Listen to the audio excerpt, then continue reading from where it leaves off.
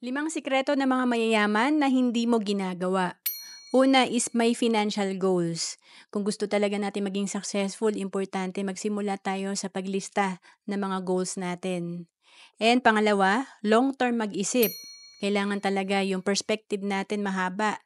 10 years from now, 20 years from now, or mas mahaba pa. Kasi mga mahihirap, madalas pag sinabing investment, ang iniisip, kailangan ko bang maglagay dyan? Or kung maglalagay man siya, gusto agad, kailan ko yan makukuha? So talagang short term tayo mag-isip at gusto natin malakihan agad ang kita. And then, pangatlo, nagbibigay ng value. Ito yung mga mayayaman, hindi lang sila consumer, kundi sila din yung nagke-create ng mga solusyon or mga business owner. And pang-apat, patuloy na nag-aaral at consistent sa pag-apply ng mga natututunan. Kasi madalas natututo lang tayo, pero ang difference ng mga successful, ina-apply talaga nila yung mga natututunan nila at consistent sila sa pag-take ng action. And panglima, may mga asset o investment sila. Ito yung may mga money working for you. Then, kung nakakapag-ipon ka ng 3,000 per month, na invest mo ito, alam mo bang after 20 years, meron kang 3 million.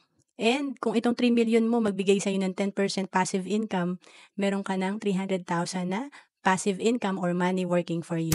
To know more about savings and investment, message mo lang ako sa FB, Roancelis Capistrano.